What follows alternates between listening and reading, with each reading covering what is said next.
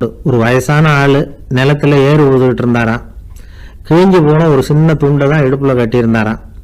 தலையில் ஒரு கந்தலை சுற்றி இருந்தார். உடம்பு பூரா சேரு, ரொம்ப ஏழை. ஏறு ஓட்டிகிட்டு இருக்கிறவர் வேறு எப்படி இருப்பார்? இருந்தாலும் அந்த ஆள் ரொம்ப ஜாலியாக பாட்டு பாடிக்கிட்டே ஏறு உழுதுகிட்டு இருந்தாராம். உடம்புல தான் அவர் ஏழையை தவிர மனசில் ஒரு ஏழையாக தெரியல. அந்த சமயத்தில் அந்த நாட்டு ராஜா அந்த பக்கமாக குதிரை மேலே வந்தாராம். வேட்டைக்கு போயிட்டு பரிவாரங்களோடு திரும்பி வந்துகிட்டு இருக்கிறார். ரொம்ப செல்வ செழிப்பில் இருக்கிற ராஜா அவர் இந்த வயசான விவசாயியை பார்த்துருக்கார். இந்த ஆள் ரொம்பவும் ஏழைங்கிறது அவர் பார்த்தாவே பளிச்சுன்னு தெரியுது. கட்டிக்கிறதுக்கு நல்ல துணி இல்லை, உடம்போ இழைச்சி போயிருக்குது, வயிறு முதுகில் போய் ஒட்டிகிட்டு இருக்கு, கண்ணு குழு விழுந்து போயிருக்குது. ஆனாலும் முகத்தை பார்த்தா சந்தோஷமாக இருக்கிற மாதிரி இருக்கு. இவ்வளவு உற்சாகமாக பாடிக்கிட்டு இருக்கிறாரே அப்படின்னு ஆச்சரியமாக நினச்சி பார்த்தார் அந்த ராஜா. சரி, அவர்கிட்ட கொஞ்சம் பேச்சு கொடுத்து பார்க்கலாம் அப்படின்னு முடிவு பண்ணார். ஐயா பெரியவரே, இப்படி கொஞ்சம் வர முடியுமான்னாராம். பொழுது போகிறதுக்குள்ளே நான் இந்த வயல் பூரா உழவு ஓட்டி ஆகணும், அதனால் பேசுறதுக்கு நேரம் இல்லை அப்படின்னாராம் அந்த பெரியவர். என்ன அவ்வளவு அவசரமா? மீதி இருந்தால் நாளைக்கு உழுதப்படாதா? அது சரி, உனக்கு எத்தனை ஏக்கர் நிலம் இருக்குது அப்படின்னு விசாரிச்சிருக்கார் ராஜா. எனக்குன்னு சொந்தமாக உள்ளங்கை அளவு கூட நிலம் கிடையாது. இது எங்கள் முதலாளியோட நிலம். இதை பூராவும் உழுது முடிச்சாதான் அவர் கூலி கொடுப்பார். நான் கூலிக்கு உழுதுகிட்டு இருக்கிறேன். உங்ககிட்ட பேசிக்கிட்டு இருந்தா அவருக்கு துரோகம் பண்ணது மாதிரி ஆயிடும் அப்படின்னாராம். ராஜா குதிரையை விட்டு கீழே இறங்கினார். வரப்பில் நடந்து அந்த பெரியவர்கிட்டயே போனாராம். சரி, ஒரு நாள் பூரா உழுதா உனக்கு எவ்வளவு கூலின்னு கேட்டிருக்கார். 8 அணா கூலி கிடைக்கும்னாராம் அவர். இது ரொம்ப காலத்துக்கு முன்னாடி நடந்த ஒரு சம்பவங்கிறதுனால அப்போ 8 அணா கூலிங்கிறது ரொம்ப பெருசு. இருந்தாலும் அதுவும் அந்த ராஜாவுக்கு பெரிய கூலியா தெரியல. இவ்வளவு தானா, இதை வச்சுக்கிட்டு நீ எப்படி காலம் தள்ளுற அப்படின்னாராம். ஒன்றும் கவலை இல்லை அப்படின்னாராம் அவர். ராஜாவுக்கு ரொம்ப ஆச்சரியமா போச்சு. 8 அணா கூலி வாங்குற இந்த ஆளு கவலை இல்லாமல் இருக்கிறார், ஏராளமான வசதியோடு இருக்கிறன்னா கவலை இல்லாமல் வாழ முடியலையே அப்படின்னு நினச்சி பார்த்துருக்கார். அது சரி, 8 அணாவில் எப்படி குடும்பம் நடத்துகிற அப்படின்னு கேட்டாராம். எனக்கு கிடைக்கிற 8 அணாவில் 2 அணா குடும்பத்துக்கு செலவழிக்கிறேன், 2 அணா பழைய கடனுக்கு கொடுக்குறேன், 2 அணா தர்மம் செய்கிறேன், 2 அணா வட்டிக்கு கொடுக்குறேன், ஒரு குறையும் இல்லைன்னாராம். ராஜாவுக்கு ஒன்றும் புரியல. எனக்கு ஒன்றும் புரியலேன்னு இருக்கார். ஐயா, எனக்கும் என் மனைவிக்கும் 2 அணா செலவாகுது. வயசான அம்மா அப்பா இருக்கிறாங்க, சின்ன வயசுல என்னை காப்பாத்தினவங்க அவங்க. அந்த கடனுக்கு 2 அணா செலவாகுது, அது பழைய கடன். என் தங்கச்சி ஒருத்தி ஆதரவு இல்லாத நிலைமையில தன்னுடைய மகனோட என் வீட்டில் வந்திருக்கிறா. அவளுக்கும் அவள் மகனுக்கும் 2 அணா செலவு பண்றேன், அது தர்மம். எனக்கு 2 பிள்ளைங்க இருக்கிறாங்க, அவங்களுக்கு 2 அணா செலவு பண்றேன், அது வட்டிக்கு கொடுக்கறது மாதிரி. பிற்காலத்தில் அவங்க எங்களை காப்பாற்றுவாங்க. அந்த வகையில் நான் திருப்தியோடு வாழ்ந்துகிட்டு இருக்கிறேன் அப்படின்னாராம். ராஜாவுக்கு அர்த்தம் புரிய ஆரம்பிச்சுதான். அந்த பெரிய நிலத்தை விலை கொடுத்து வாங்கி அந்த பெரியவருக்கே தானமாக கொடுத்துட்டாராம். இப்போ ஊழவருக்கே நிலம் சொந்தமாயிட்டுது. அன்னையிலிருந்து அரசனுக்கும் ஆறுதல் கிடைச்சுதான். இப்படி ஒரு கதை சொல்லுவாங்க. 8 அணா வருமானத்தை வச்சுக்கிட்டு எப்படி காலத்தை தள்ளுறதுன்னு சொல்றதுக்காக இந்த கதையை சொல்றதாக யாரும் தப்பா நினைச்சிக்க கூடாது. கிடைக்கிறத எப்படி பங்கு போடுறார், எப்படி திருப்தியா வாழறார் அப்படிங்கிறது தான் முக்கியம். அது மாதிரி இன்றைக்கு இந்த பொங்கல் திருநாளில் உழவர்கள் மனசு மகிழ்ச்சியா இருந்ததுன்னா அது எல்லாரும் மகிழ்ச்சியா இருக்கிறது மாதிரி அர்த்தம். அதனால அவர்கள்ட்ட இருந்து நாம பாடம் கத்துக்கணும். சில உழவர்கள் தங்கள் நிலத்துல விளையிறத தாங்கள் சாப்பிட மாட்டாங்க, அடுத்தவங்கள்ட்ட வித்துட்டு சந்தையில போய் வேற அரிசி வாங்கிட்டு வந்து தான் இவங்க சாப்பிடுவாங்க. அப்படிப்பட்ட விவசாயிகள்லாம் இது உண்டு. பங்கிடுகிற பண்பை உழவர்கள்ட்ட இருந்து கற்றுக்கொள்ளுங்கள் அப்படிம்பாங்க. ஒரு ஆள் நிம்மதியா மகிழ்ச்சியா இருந்தானா, உங்க நிம்மதிக்கும் மகிழ்ச்சிக்கும் என்ன காரணம்னு கேட்டிருக்காரு இன்னொருத்தர். என்கிட்ட இருந்தது பூராவையும் என் பிள்ளைங்களுக்கு சமமா பங்கு போட்டு கொடுத்துட்டேன், எனக்குன்னு எதுவுமே வச்சுக்கல, அதுதான் நிம்மதிக்கு காரணம்னு இருக்கான். உங்ககிட்ட இருந்தது எவ்வளவு இருந்தது அப்படின்னு கேட்டிருக்காரு அவரு. மொத்தமா ஒரு 50,000 ரூபாய் இருக்கும் அப்படின்னு இருக்கான். அவ்வளவும் பணமாவே இருந்ததா அப்படின்னு கேட்டிருக்காங்க அவங்க. இல்லைங்க, அவ்வளவும் கடன், அதை தான் பிரித்து கொடுத்துருக்கேன் பிள்ளைங்க கிட்ட அப்படின்னு நானும். அதை ஒரு தீக்குச்சி தீப்பெட்டியை பார்த்து கேட்டுதான், நாம் 2 பேரும் தானே உரசிக்கிறோம், ஆனால் நான் மட்டும் தீ பிடிச்சி எரிஞ்சு போகிறேன், நீ அப்படியே இருக்கிறியே அப்படின்னு தான். அதுக்கு தீப்பெட்டி சொல்லியிருக்குது, உனக்கு தலையில் கணம் இருக்குது அதனால் அழிஞ்சு போகிற அப்படின்னு தான். எப்படி இருக்கு பாருங்கள் இந்த பதில். தலையில் கணம் உள்ளவங்க யாருமே சரியாக இருக்க முடியாது. எவ்வளவு பெரியவங்களாக இருந்தாலும் சரி, ரொம்ப கஷ்டம்தான் அது. கர்வம்ங்கிறது கூடவே கூடாது. இதை விளக்கிறதுக்கு மகான் ஒருத்தர் ஒரு சம்பவத்தை சொல்கிறார். அர்ஜுனன் தீர்த்த யாத்திரை பண்ணானா. அப்போது தென்னிந்தியாவுக்கு வந்திருக்கிறான். ராமேஸ்வரத்துக்கு போனப்போ அங்கே இலங்கைக்கு கல்லுலாம் அடுக்கி போடப்பட்டிருந்த பாலத்தை பார்த்தானா. ஒரு சின்ன குரங்கு அதுக்கு பக்கத்தில் விளையாடிக்கிட்டு இருந்திருக்கு. அதை பார்த்துட்டு அர்ஜுனன் சிரிச்சிருக்கான். ஏன் சிரிக்கிறேன்னு கேட்டிருக்கு அந்த குரங்கு. ராமன் மிகச்சிறந்த வில் வீரன். அப்படி இருக்கிறப்போ அவன் இலங்கைக்கு அம்புகளாலேயே ஒரு பாலம் கட்டியிருக்கலாம். அதை விட்டுட்டு போயும் உன்ன மாதிரி குரங்குகளை துணையாக வச்சுக்கிட்டு இப்படி ஒரு கருங்கல் பாலத்தை கட்டியிருக்கிறானே அப்படின்னு நானா. அம்புகளால் பாலம் கட்ட முடியுமா அப்படின்னு கேட்டு தான் குரங்கு. ஏன் முடியாது, என்னால் முடியுமேன்றிருக்கான் அர்ஜுனன். அம்பால் பாலம் கட்டலாம், இருந்தாலும் என்ன மாதிரி குரங்குகள் ஏறி நடந்தால் அது தாங்குமா? அதனால தான் ராமர் கருங்கல் பாலமே கட்டினார் அப்படின்றது குரங்கு சொல்லிச்சான். அப்படியே சொல்கிற, நான் வேணும்னா இப்போ அம்புகளாலேயே ஒரு பாலத்தை கட்டுறேன், நீ அது மேலே ஏறி நடந்து பார். பாலம் விழுந்துட்டுதுன்னா நான் தீ மூட்டி அதில் குதித்து உயிர் தியாகம் பண்ணி விட்றேன் அப்படின்னு நான் ரொம்ப கோபமாக. உடனே அந்த சின்ன குரங்கு பெரிய உருவம் எடுத்துட்டு தான் கையில் கதையோடு அர்ஜுனன் முன்னாடி நிற்கிறான் அனுமன். பார்த்தா, என்னுடைய தலைவர் ராமரையா இழிவாக பேசுகிற, நீ இப்போ பாலம் கட்டு, நான் என்னுடைய பலத்தை காட்டுறேன் அப்படின்னா அனுமன். அர்ஜுனன் தன்னுடைய காண்டிபத்தை எடுக்கிறான், சரமாரியாக அம்புகளை விடுறான். அதெல்லாம் ஒன்றோட ஒன்று கோத்துக்கிட்டு அப்படியே பாலம் மாதிரி நிற்கிது. அர்ஜுனன் தலை நிமிர்ந்து நின்னான். அனுமன் உயர கிளம்பி அங்கேருந்து பாலத்தில் பொத்துன்னு இறங்கினான். பாலம் அப்படியே நொறுங்கி போச்சு தூள் தூளாக. என்ன அர்ஜுனா, இப்போ என்ன செய்ய போகிற அப்படின்னா ஏளனமா. அர்ஜுனன் தலையை தொங்க போட்டுக்கிட்டான். சொன்னபடி தீ மூட்டி அதில் குதிக்கிறதுக்காக 3 தடவை சுற்றி வந்தான். அப்போது கிருஷ்ணர் அங்கே வந்தார். என்ன அர்ஜுனா, என்ன நடக்குது, என்ன இது அப்படின்னு ஒன்றும் தெரியாத மாதிரி கேட்டார். அர்ஜுனன் வாயை திறக்கிறதுக்கு முன்னாடி அனுமன் வாயை திறந்தான், நடந்ததை சொன்னான். அர்ஜுனன் சவால் விட்டபடி உயிர் திறந்தே ஆகணும்னா அனுமன். கிருஷ்ணர் யோசனை பண்ணார். நல்லது, இந்த சவால் விட்டதுக்கும் நடந்ததுக்கும் யார் சாட்சி? பெரிய ஒருத்தரை சாட்சியாக வச்சுக்கிட்டல்லவா நீங்கள் இந்த போட்டியை நடத்தியிருக்கணும் அப்படின்னார். அதனால் என்ன, இப்போ மறுபடியும் அந்த போட்டியை நடத்திவிட்டா போச்சு, என்னால் அந்த அம்பு பாலத்தை நொறுக்க முடியாதா அப்படின்னு அனுமன். சரி, இப்போ மறுபடியும் அது நடக்கட்டும்னார் கிருஷ்ணர். அர்ஜுனன் அம்பு பாலம் அமைச்சான். அனுமன் ஏறி குதிச்சான். பாலம் அசைஞ்சு கொடுக்கவே இல்லை, அவ்வளோ உறுதியாக இருக்குது. இப்போ அனுமன் தலையை குனிஞ்சிக்கிட்டான். அர்ஜுனன் நன்றியோடு நிமிர்ந்து பார்த்தான். கிருஷ்ணருடைய தோள்கள்லேயும் முதுகள்லேயும் ரத்தம். என்ன சுவாமி, என்ன நடந்ததுன்னு நான் பதறி போய், உன் அம்பு பாலத்தை நான் தான் முட்டு கொடுத்து தாங்கிக்கிட்டு இருந்தேன். அனுமன் குதித்தப்போ என் மேலே ஏற்பட்ட காயங்கள் இவை. பின்ன உன்னுடைய அம்பு பாலத்தினாலேயா பாலம் நின்றுதுன்னு நினைக்கிற அப்படின்னாரான். முதல்ல அர்ஜுனன் அப்புறம் அனுமன் 2 பேருக்குமே கர்வ பங்கம் ஆகிட்டு தான். அதாவது அவங்கக்கிட்ட இருந்த கர்வம் போயிட்டுது. யாராக இருந்தாலும் கர்வம் கூடாதுங்கிறத இதிலேருந்து நாம் புரிஞ்சுக்கணும். இந்த காலத்தில் நாமெல்லாம் எந்த விஷயத்துக்கெல்லாம் கர்வப்பட்டுருக்கோம் தெரியுமா? 2 பெண்கள் தங்களுடைய கணவன்மார்களை பற்றி ரொம்ப பெருமையாக பேசிக்கிட்டாங்களாம். அதில் ஒரு அம்மா சொல்லியிருக்கு, என் வீட்டுக்காரர்கிட்ட எந்த சப்ஜெக்ட் கொடுத்தாலும் சரி அந்த விஷயத்தை பற்றி அழகாக 1 மணி நேரம் பேசுவார் அப்படின்னாங்களாம். உடனே இன்னொரு அம்மா, அது என்ன பிரமாதம், என் வீட்டுக்காரருக்கு சப்ஜெக்டே தேவையில்லை, விஷயமே இல்லாமல் நாள் பூரா பேசிக்கிட்டு இருப்பார் அப்படின்னாங்களாம். ஒரு தடவை நாரதர் ஒரு தெரு வழியாக போய்கிட்டு இருந்தார். வழியில் ஒருத்தர் வேத சாஸ்திரம்லாம் படிச்சுக்கிட்டு உட்காந்துருந்தார். அவர் நாரதரை பார்த்து எங்கே போயிட்டுருக்குறீங்கன்னு கேட்டார். கடவுளை பார்த்துட்டு வரலாம்னு போயிட்டுருக்கிறேன் அப்படின்னார் நாரதர். அப்படின்னா அவர்கிட்ட எனக்கு எப்போ முக்தி கிடைக்கும்னு கேட்டுட்டு வாங்களேன் அப்படின்னார் இவர். சரி, கேட்டு வரேன் அப்படின்னு சொல்லிவிட்டு நாரதர் நடந்தார். கொஞ்சம் தூரத்தில் ஒரு மரத்தடியில் ஒரு தொழிலாளி செருப்பு தைச்சிக்கிட்டு உட்காந்துருந்தார். அந்த ஆளும் அதே மாதிரி கேட்டுக்கிட்டார். எனக்கு எப்போ முக்தி கிடைக்கும்னு கடவுள்கிட்ட கேட்டுக்கிட்டு வாங்களேன்னார். அவர்கிட்டையும் சரின்னு சொல்லிவிட்டு நாரதர் நேராக வைகுண்டத்துக்கு சேர்ந்தார். கடவுளை பார்த்தார். இவங்க 2 பேரும் சொல்லி அனுப்பின விஷயத்தை பற்றி கேட்டார். அதுக்கு கடவுள் சொன்னார், அந்த செருப்பு தைக்கிற தொழிலாளி உடல் நீத்ததும் உடனே என்னை அடைவான். ஆனால் அந்த சாஸ்திரம் படித்த ஆள் இப்போதைக்கு என்கிட்ட சேர மாட்டான். அவன் இன்னமும் பல பிறவிகள் எடுத்து அங்கேயே இருக்க வேண்டியிருக்குது. எப்போ இங்கே சேருவான்னு எனக்கே தெரியாது அப்படின்னார். நாரதருக்கு இதோட ரகசியம் என்னங்கிறது புரியல. எனக்கு ஒன்றும் புரியலையேன்னாரான் கடவுள்கிட்ட.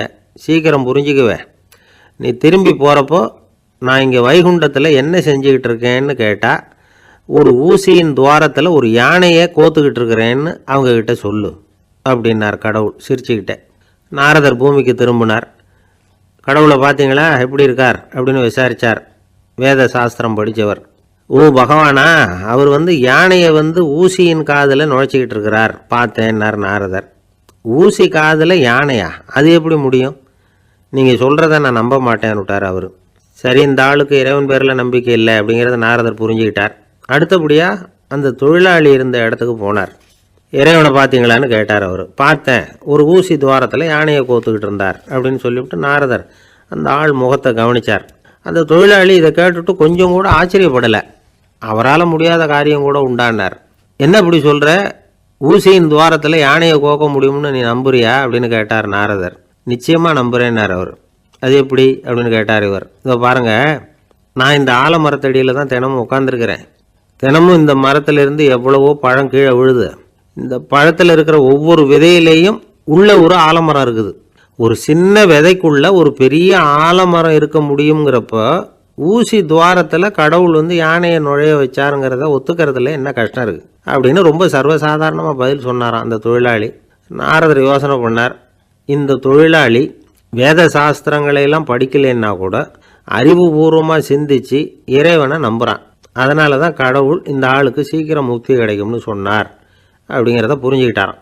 இந்த கதையில் வர்ற கடவுள், நாரதர், வைகுண்டம் இதெல்லாம் ஒரு பக்கம் இருக்கட்டும், ஒரு சின்ன விதைக்குள்ளே ஒரு பெரிய ஆலமரம் தூங்கிக்கிட்டு இருக்கு அப்படிங்கிற உண்மை, அந்தரத்தில் 1000 கிரகங்கள் சுற்றிக்கிட்டு இருக்குங்கிற உண்மை, இதெல்லாம் நாம் பார்த்துக்கிட்டு தானே இருக்கிறோம். இந்த உண்மைகள் அதிசயமாக நமக்கு தெரியறதுனால அதை நம்பாமல் இருந்துட முடியாது. இயற்கையை பரிபூர்ணமாக நம்புங்கள், அந்த நம்பிக்கையே நம்ம வாழ்க்கைக்கு ஆதாரம் அப்படிங்கிறத விளக்கிறதுக்காக தான் இந்த கதை. இந்த காலத்தில் நம்ம பிள்ளைங்களுக்கெல்லாம் இது மாதிரி நம்பிக்கை அதிகமாகவே இருக்குது.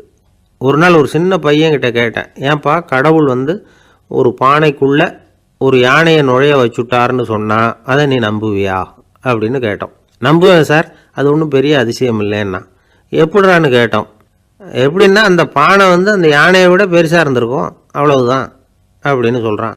ஒரு ஜென் துறவி, அவருக்கு ரொம்ப வயசாகிட்டுது, கடைசி காலம்.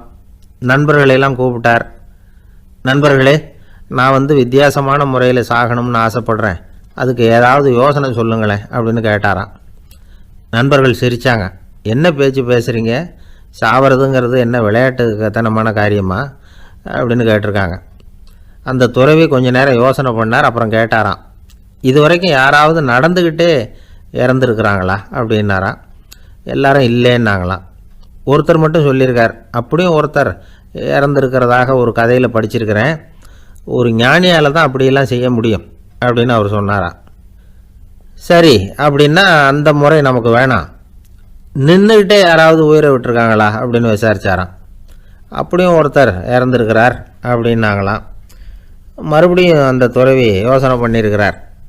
ஏதாவது வித்தியாசமான முறையில் நாம் போகணும் அப்படிங்கிறது அவருடைய விருப்பம்.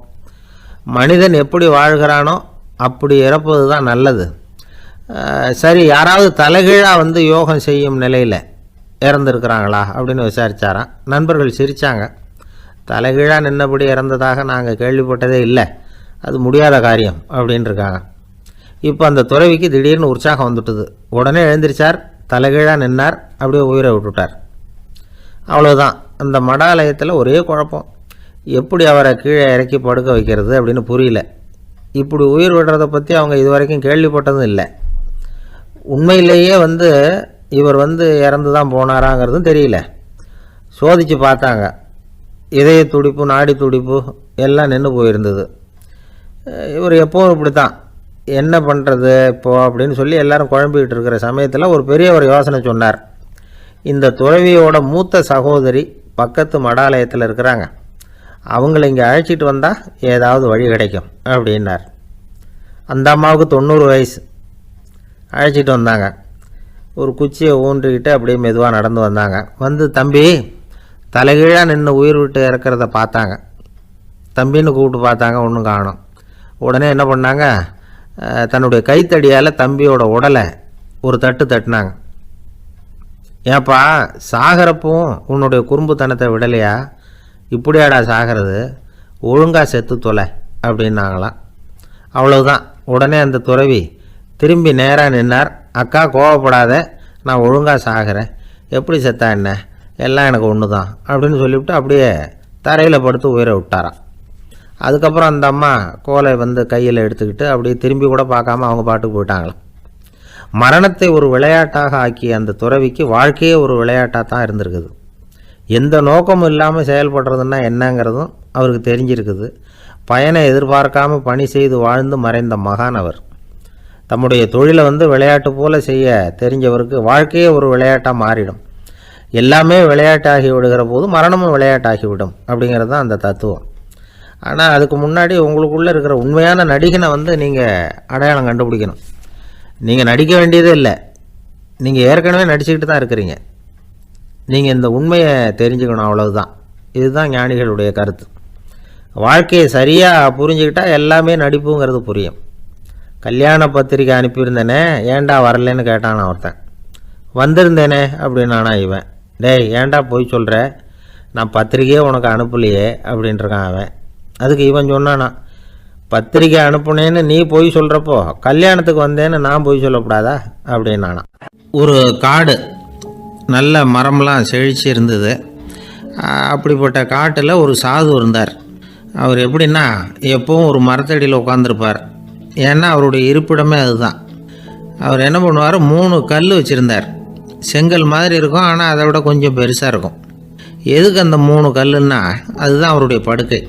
அதாவது தூங்குறப்ப ஒரு கல்லை தலைக்கு கீழே வச்சுக்குவார், இன்னொரு கல்லை இடுப்புக்கு கீழே வச்சுக்குவார், இன்னொரு கல்லை காலுக்கு கீழே வச்சுக்குவார். உடம்பை அப்படியே ஒரு தகட்டால் மூடிக்குவார், அப்படியே தூங்கி போடுவார்.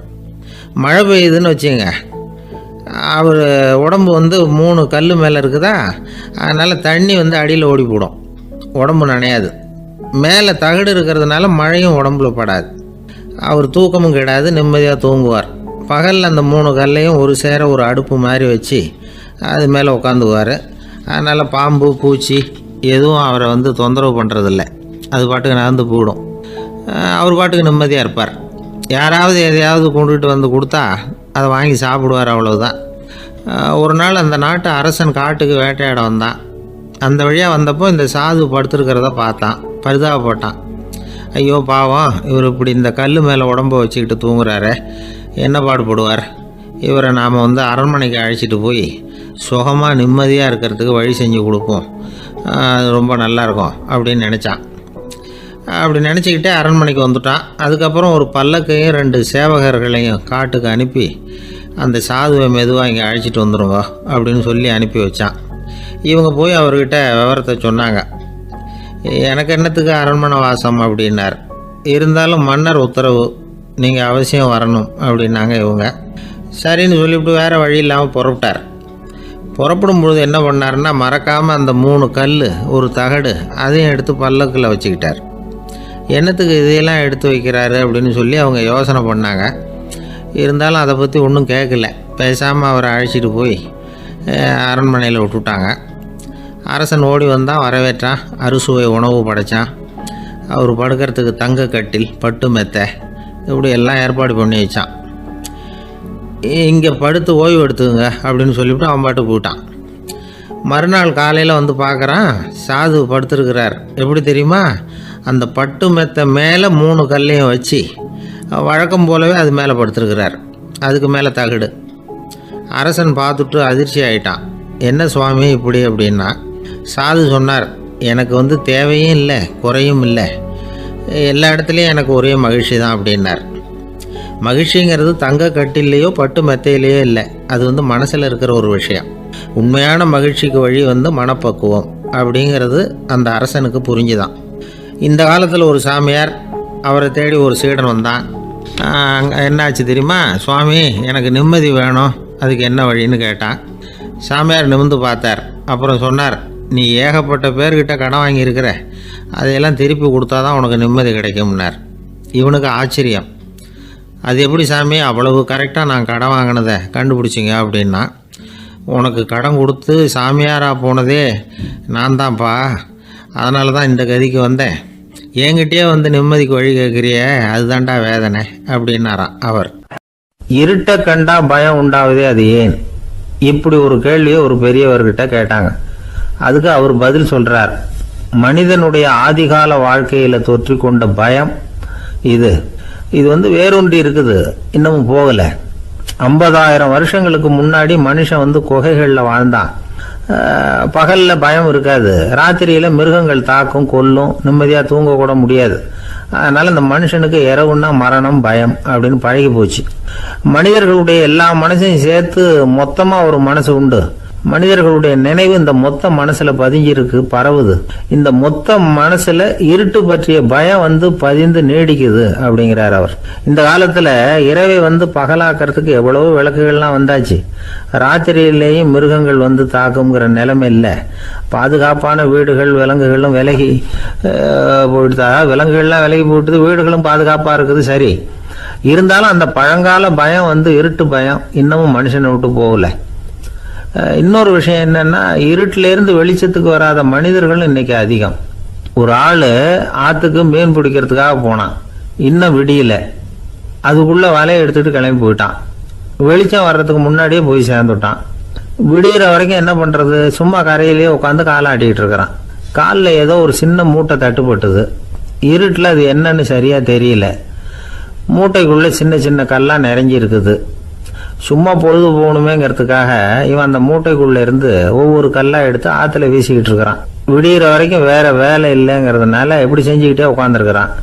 கிழக்க மெதுவா வெளிச்சம் தெரிய ஆரம்பிச்சது. பொழுது விடியறதுக்கான அறிகுறி. இதுக்குள்ள அந்த மூட்டையில இருந்த எல்லா கல்லையும் எடுத்து வீசி எறிஞ்சுட்டான். கடைசியா ஒரே ஒரு கல் மட்டும்தான் கையில பாக்கி இருந்தது. வெளிச்சம் வந்ததும் அந்த கல்லை பார்த்தான், அப்படியே திகைச்சு போயிட்டான். அடடா, இது வரைக்கும் தெரியாம தப்பு பண்ணிட்டோமே அப்படின்னு நினைச்சான். ஏன் தெரியுமா, அவன் கையில இருந்தது வெறும் கல் இல்ல, விலை வசந்த ரத்தன கல். அது இருட்டுல என்னன்னு புரியாததுனால மூட்டையில இருந்த எல்லா ரத்தன கல்லையும் ஆத்துல வீசி எறிஞ்சிருக்கிறான். இப்போ அவனுக்கு அழுகையே வந்துடும் போல இருந்தது. வாழ்க்கையை வசதி ஆக்கிக்கிறதுக்கான வாய்ப்பு அவனுக்கு இருந்தது. இருந்தாலும் இருட்டுல அதை இழந்துட்டான். அந்த வகையில அவனுக்கு கொஞ்சம் அதிர்ஷ்டம் இருந்திருக்குது. அதாவது ஏதோ ஒரு வகையில் இருந்திருக்குது. அதனாலதான் அந்த கடைசி கல்ல எரியறதுக்குள்ள வெளிச்சம் வந்துட்டுது. பல பேருக்கு அந்த அளவு கூட அதிர்ஷ்டம் வர்றதில்லை. எல்லாத்தையும் வீசினதுக்கு அப்புறம் தான் வெளிச்சம் வரும். என்னன்னு விவரம் தெரியாமலே எழுந்திரிச்சு வந்துருவாங்க. வாழ்க்கைங்கிறது ஒரு பெரிய புதையல். அதை புரிஞ்சிக்காம மனுஷன் அதை வீசி எரிஞ்சுக்கிட்டு இருக்கான் அப்படிங்கிறது தான் பெரியவங்க கருத்து. சில பேருக்கு புரிஞ்சுக்கிற நேரம் வரும், அதுக்குள்ள வாழ்நாள்லாம் ஓடி போயிருக்கும். அதுக்கப்புறம் என்ன பண்றது? நம்மால் ஒருத்தன் கையில் ஒரு சின்ன பையோட வந்துகிட்டு இருந்தான். பை உள்ள ஏகப்பட்ட நகைகள், ரத்தன கல் எல்லாம் இருக்கு. வந்துகிட்டு இருந்தவன் திடீர்னு அந்த பையை அப்படியே ஒரு குளத்துல வீசி எறிஞ்சுட்டான். மகான்கள் தான் இப்படி பற்று இல்லாம இருப்பாங்க. என்னங்க இது, விலை மதிப்புள்ள அந்த பையை இப்படி குளத்துல வீசி எறிஞ்சுட்டீங்களே, இதுக்கு என்ன அர்த்தம் அப்படின்னு கேட்டார் அவன் கூட வந்தவர். அவன் மெதுவா இவர் காதோட காதா சொல்றான், ஒரு போலீஸ்காரர் பின்னாடி வந்துகிட்டு இருக்கிறார், அவர் போனதுக்கு அப்புறம் இதை எடுத்துக்குவேன் அப்படிங்கிறான். நம்பிக்கை இல்லைன்னா இந்த உலகத்தில் நாம் நடமாடவே முடியாது. அவநம்பிக்கையோடு இருந்துக்கிட்டு இருந்தால் என்றைக்கும் அவஸ்தை தான். நாம் நம்புறது நடக்குதோ இல்லையோ அது வேற விஷயம். ஆனால் எதையும் நம்பி தான் நாம் அடி வைக்க வேண்டியிருக்கு. வேறு ஒன்றும் வேணாம், ஒரு லாட்ரி சீட்டு வாங்குகிறோம், அது எங்கே நமக்கு விழப்போகுது அப்படிங்கிற அவநம்பிக்கையோடவா வாங்குகிறோம். பரிசு நமக்கு தான் அப்படிங்கிற நம்பிக்கை உள்ளூர இருக்கிறதுனால தான் அதை வாங்குகிறோம். இருந்தாலும் முடிவு வேறு மாதிரி ஆகிடுது. அதுக்காக மனசு சோர்ந்து போகிறதில்ல, அடுத்த மாதமும் சீட்டு வாங்குகிறோம். இந்த நம்பிக்கை தான் மனித வாழ்க்கைக்கு ஆதாரம். ஒரு கடையில் போய் டீ சாப்பிட்றீங்க, அந்த டீ நல்ல டீ தானா, அதில் விஷம் கலந்துருக்குமா அப்படிங்கிற சந்தேகம் வந்துட்டுதுன்னு வச்சுங்க. அதுக்கப்புறம் அதை எப்படி நீங்கள் சாப்பிட முடியும்? நம்பி தான் சாப்பிட்ணும். ரயில் ஒழுங்காக போய் சேருங்கிற நம்பிக்கை இருக்கிறதுனால தான் அதில் ஏறி உட்காடுறோம். லெட்டர் ஒழுங்காக போய் சேருங்கிற நம்பிக்கை இருக்கிறதுனால தான் பெட்டியில் போடுறோம். சரி, நம்ம கதையெல்லாம் நம்மளோட இருக்கட்டும். மனித நம்பிக்கை எந்த அளவுக்கு உறுதியாகவும் அறிவுபூர்வமாகவும் இருக்கணுங்கிறதுக்கு அலெக்சாண்டர் வாழ்க்கையில் நடந்த ஒரு சம்பவத்தை உதாரணமாக சொல்லலாம். இந்த உலகத்தையே ஜெயிக்கணும்னு புறப்பட்டார் அலெக்சாண்டர். ஒரு கட்டத்தில் அவர் சிட்னஸ் நதி கரைக்கு சேர்ந்தார். அந்த சமயத்தில் அவருக்கு கடுமையான நோய் வந்துட்டுது. அவர் கூடவே வந்திருந்த கிரேக்க வைத்தியர்கள் என்னென்னமோ முயற்சியெல்லாம் பண்ணி பார்த்தாங்க. இருந்தாலும் அலெக்சாண்டருக்கு வந்திருக்கிறது என்ன நோய்ங்கிறத அவங்களால கண்டுபிடிக்க முடியல. ஏன்னா அந்த பகுதியில் உள்ளவங்களுக்கு மட்டுமே அதிகமாக வரக்கூடிய ஒரு வினோதமான நோயாக இருந்தது அது. ஆனால் அவர் இருக்கிற இடம் எதிரியோட இடம், பாரசீக மன்னனோட ஆளுகைக்கு உட்பட்ட இடம். என்ன பண்ணுறது அப்படின்னு எல்லாரும் யோசனை பண்ணாங்க. பாரசீக மன்னனோட அரண்மனையில் இருக்கிற வைத்தியர் வந்தால் இந்த நோயை குணப்படுத்தி விடுவார் அப்படின்னு சொன்னாங்க. இருந்தாலும் எதிரியோட நாட்டில் இருக்கிற வைத்தியரை கூப்பிட்டு எப்படி நம்பி வைத்தியம் பார்க்க சொல்கிறது அப்படின்னு சொல்லி எல்லாரும் தயங்கினாங்க. ஆனால் அலெக்சாண்டர் தயங்கலை. பரவாயில்ல, அழைச்சிட்டு வாங்கன்னு விட்டார். உடனே அவரை போய் அழைச்சிட்டு வந்துட்டாங்க. அவர் வந்தார். அலெக்சாண்டர் உடம்பை பரிசோதனை பண்ணி பார்த்தார். சரி, இதை குணப்படுத்தி விடலாம், பயப்பட வேண்டியதில்லை. ஆனால் இதுக்கு ஒரு மூலிகை ரசம் தயார் பண்ணி கொடுக்கணும். நான் போய் அதை தயார் பண்ணிவிட்டு 2 நாளில் திரும்பி வந்துடுறேன் அப்படின்னு சொல்லிவிட்டு போனார் அந்த வைத்தியர்.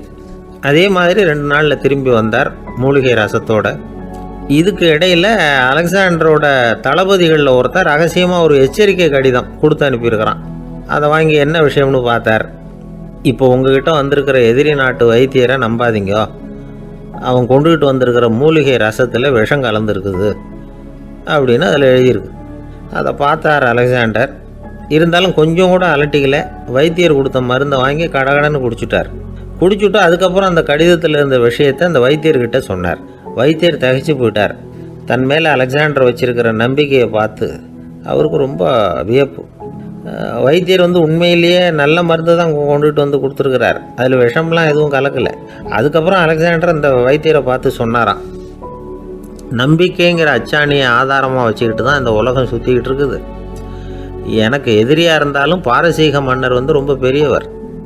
அப்பேற்பட்ட மன்னருடைய அரண்மனை வைத்தியர் தொழில் நேர்மை இல்லாதவராக இருக்க மாட்டார்.